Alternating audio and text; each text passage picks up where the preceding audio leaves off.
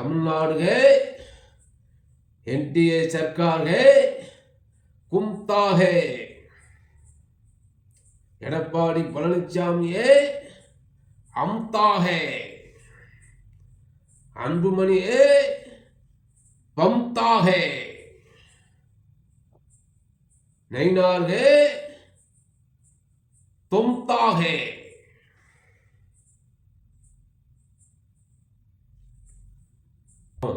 हमता है, कुमता है, पमता है, சம்தா है।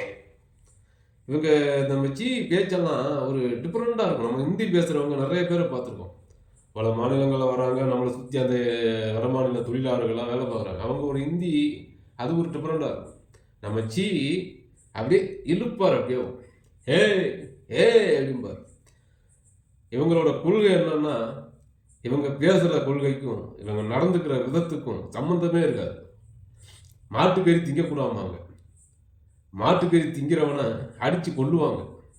அப்படி இருக்கிற அந்த சங்கி கூட்டம், அந்த சங்கியோட தலைவன் நம்ம அவருடைய கொள்கை என்னன்னா, மாட்டு கறி திங்கக்கூடாதான், ஆனால் மாட்டு தோள்களை எக்ஸ்போர்ட் பண்ணுவாங்களாம் வெளிநாட்டுக்கு. அவர் கூட சொல்லியிருப்பார் பாருங்க, ஒரு என்ன சொல்றாருன்னா, பீப் எக்ஸ்போர்ட் இந்துஸ்தானி நம்பர் 1 அப்படிம்பார். மாட்டுக்கறி சாப்பிடக்கூடாதான், ஆனால் மாட்டை கொன்று அந்த தோலை உரிச்சு அதில் வருமானம் பார்ப்பாங்க. அதுக்கு மட்டும் அந்த மாடு உங்களுக்கு தேவையா? ஒரு மாட்டை கொன்று தானே தோலை உரிக்க முடியும். எப்படியாப்பட்ட ஒரு முட்டா கூட்டமாக இருக்கான்னு பாருங்க. இவங்கெல்லாம் தமிழ்நாட்டில் ஆட்சி பிடிச்சா என்ன ஆகும்? அதுலேயும் பாருங்க, நம்ம பல்லு பழனிசாமி, பச்சை துரோகி பழனிசாமி, பன்னாடை பழனிசாமி, பரதேசி பழனிசாமி. அந்த பழனிசாமிக்கு ஒரு 30 அஜெண்டா கொடுத்துருக்காங்க. அதாவது அவங்களோட அதிகாரத்தில் இருந்து 30 தமிழ்நாட்டில் இதெல்லாம் நீ மாற்றணும், இதெல்லாம் நீ ஏற்றுக்கிட்டேன்னா, நாங்கள் சொல்கிற கேட்டேன்னா நீ முதலமைச்சர், இல்லைன்னா ஏதோ ஒரு மூலையில் ஏதோ ஒரு வனத்துறை அமைச்சரோ இருந்துட்டு போ அப்படின்னு சொல்லி மிரட்டி ஒரு 30 முக்கியமான ஒரு 30 இதை எழுதி கொடுத்துருக்காங்க. அதில் தோராயமாக ஒன்று எனக்கு தெரிஞ்ச வரைக்கும் ஒரு 4-5 முக்கியமான விஷயங்கள். முதல்ல, தமிழ்நாடுங்கிற பேரை தமிழகம்னு மாற்றணும். நம்பர் 1. தமிழ்நாடுங்கிற பேரை தமிழகம்னு மாற்றணும்.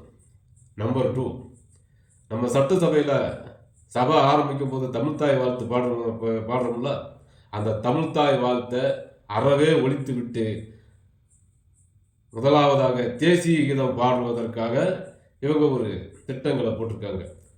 அது எடப்பாடி பழனிசாமி கையில் கொடுக்கப்பட்டிருக்கு. அது மட்டும் இல்லை, அந்த தமிழ்நாடு சட்டமன்றத்திற்கு ஆளுநருக்கு முழு அதிகாரத்தை கொடுத்து ஒரு சட்டத்தை கொண்டு வருவாங்க. கண்டிப்பாக நடக்கும், உறுதியாக நடக்கும். 2ஆச்சா? 3வது, இந்து சமய அறநிலைத்துறைக்கு உட்பட்ட 18 பெரிய கோயில்களை நம்ம எச்ச ராஜா கையில் ஒப்படைக்குன்னு சொல்லி அது ஒரு அஜெண்டாவாக கொடுத்துருக்காங்க. அதுக்கு நம்ம பல்லு பழனிசாமி பல்ல காட்டிக்கிட்டு ஓகேன்ட்டு. 3வது, இப்போ நம்ம ஊருக்குள்ளே சுற்றி இருக்கும் பார்த்தீங்களா, காவல் தெய்வம், குல தெய்வம். ஒவ்வொருத்தருக்கும் ஒரு குல தெய்வம் இருக்கும். கருப்பசாமி, முனியசாமி, மாடசாமி, மாரியம்மன், காளியம்மன், அந்த மாதிரி சாமிகள்லாம் நம்ம ஊரை சுற்றி இருக்கும் பார்த்தீங்களா கோயில். அந்த கோயிலில் நீங்கள் ஆடு மாடு கோழி பலியிடணும்னா அதையும் ஒரு கவர்மெண்ட்ட உத்தரவு வாங்கி தான் நீங்கள் செய்ய முடியும் அப்படின்னு சொல்கிறாங்க. ஆனால் இதை செய்ய மாட்டாங்க. மொத்தமாகவே ஆடு மாடு கோழி பலியிடுறதுக்கு தடையத்தான் கொண்டு வருவாங்க. ஏன்னா இவங்களோட முழு அஜெண்டா தான். சங்கி பையங்க என்ன செய்வாங்க, அதை கண்டிப்பாக உறுதியாக செய்வாங்க. சாதாரணமாக நினச்சிக்கிறாதீங்க. தப்பி தவறி மோடி கூட்டணியில் உள்ள என்டிகே தமிழ்நாட்டில் ஆட்சி பிடிச்சிருச்சுன்னா இதெல்லாம் உறுதியாக நடக்கும். நல்லா மனசில் வச்சுக்கோங்க, உறுதியாக கண்டிப்பாக நடக்கும். இந்த சங்கி கூட்டம் விடாது. 4வது, 5வது, கிறிஸ்துவர்கள், இஸ்லாமியர்கள் எந்த ஒரு நடைபயனும் போகக்கூடாது, எந்த ஒரு ரோடு ஷோவும் பண்ணக்கூடாது. எந்த ஒரு நிகழ்ச்சியும் நடத்தக்கூடாது. சர்ச்சுகளை இழுத்து மூடணும், மசூதிகளை இழுத்து மூடணும். அதுக்கும் நம்ம பழனிசாமி பல்ல காட்டிக்கிட்டு, ரேஜி நீங்க எது வேணாலும் செய்யுங்கோ, எனக்கு தேவை இந்த அதிமுக, எனக்கு தேவை தமிழ்நாடு முதலமைச்சர், நீங்க எது வேணாலும் செய்யுங்க ஜி அப்படின்னு அடிமை குரல் எழுப்பிட்டார். ஆறாவது 5 சொன்னோம் இல்லையா, இது ஆறாவது முக்கியமான ஒரு இது. என்ன பண்ணுவாங்க தெரியுமா? இவங்க ஆட்சிக்கு வந்தா சட்டசபைக்கு வர்ற அத்தனை எம்எல்ஏக்கள், அமைச்சர்கள், முதலமைச்சர் முதற்கொண்டு காவி வேஷ்டி காவி சட்டை போட்டு தான் இந்த அரசியல் பண்ணணுங்கிற சட்டத்தை கண்டிப்பா யோகி ஆதித்யநாத் இருக்கார் பார்த்தீங்களா, அந்த சாமியார், உத்தரப்பிரதேசம், அந்த சாமியாரை மாதிரி இங்க கொண்டு வர்றதுக்கு பக்கா பிளான் போட்டு நம்ம பழனிசாமி கிட்ட அத்தனை உத்தரவுகளையும் இவங்க கொடுத்துருக்குறாங்க. இதுக்கெல்லாம் நீ ஒத்துக்கிட்டா தான் நீ முதலமைச்சர், இல்லைன்னா இடி இருக்கு, சிபிஐ இருக்கு, ஐடி இருக்கு, இந்த டிபார்ட்மெண்ட்லாம் இருக்கு, அங்கே கொஞ்சம் நீங்க போய் என்ன ஏது கேட்டு வா அப்படின்னு சொல்லி கண்டிப்பா யார் சொல்லுவா? ஜெண்டா அமித்ஷா உறுதியா சொல்லுவார். இந்த பரதேசி பச்சை துரோகி பன்னாட பழனிசாமி அத்தனை உறுதிமொழிக்கும் பல்ல காட்டிக்கிட்டு பக்காவா கையெழுத்து போட்டு கொடுத்தான். இது உறுதியா பண்ணுவாங்க. அதனால தமிழ்நாட்டு மக்கள் நீங்க விழிப்புடன் இருக்கணும். நீங்க உங்களுக்கு எந்த கட்சிக்கு வேணாலும் ஓட்டு போட்டுங்க, அது உங்களுடைய ஜனநாயக உரிமை, அதில் நான் தலையிட விரும்பலாம். ஆனா இந்த பாஜக சங் பரிவார், பிஜேபி சங் பரிவார், RSS இந்த கூட்டத்துக்கு நீங்க இந்த கொள்கை கூட்டணி கிடையாது, இது ஒரு கொள்ளை கூட்டணி, அடிமை கூட்டணி.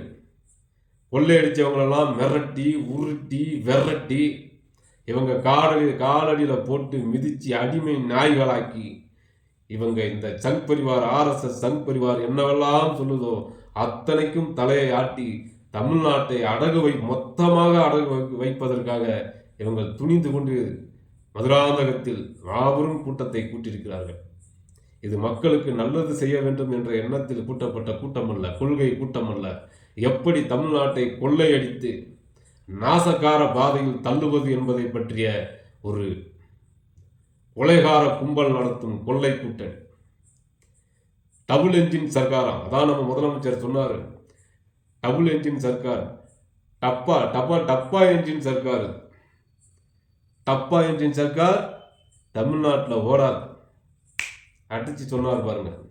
டபுள் என்ஜின் சர்க்கார் இல்லை, இது டப்பா என்ஜின் சர்க்கார். தமிழ்நாட்டில் இந்த ரயில் ஓடவே ஓடாது. அருமையா அடிச்சார் அந்த ஒரு வார்த்தை. என்னதான் நீ ஓய் ஓய்னு கத்துனாலும் ஒன்று கதையாவாது. பீகார்ல இருந்துக்கிட்டு தமிழ்நாடு ஹே பீகார் ஹே கும்தா ஹே சொன்னாரா இல்லையா மோடி? என்ன சொன்னார்? தமிழ்நாட்டில் உள்ள தமிழர்கள் பீகார்களை அடித்து துன்புறுத்துகிறார்கள் என்று சொன்னாரா இல்லையா? ஒரிசாவுக்கு என்ன சொன்னார்? பூரி ஜெகநாத் கோயில் சாவி தமிழர்கள் திருடி கொண்டு சென்று விட்டார்கள் சொன்னாரா இல்லையா? ஒரு மாநிலத்தில் தமிழனை கொள்ளக்காரங்களா சித்தரிக்கிறார், ஒரு மாநிலத்தில் போய் பிரச்சாரத்துக்கு போய் தமிழ்நாட கொள்ளக்காரங்களா சித்தரிக்கிறார். அப்படி நினைத்து கொண்டிருக்கிற மோடி தலைமையிலான NTA பிஜேபி சர்க்காருக்கு நீங்கள் வாக்களித்தால் உங்கள் தலைமுறை தவிடிபுடி ஆகிவிடும் என்பது மட்டும் அப்பட்டமான உண்மை.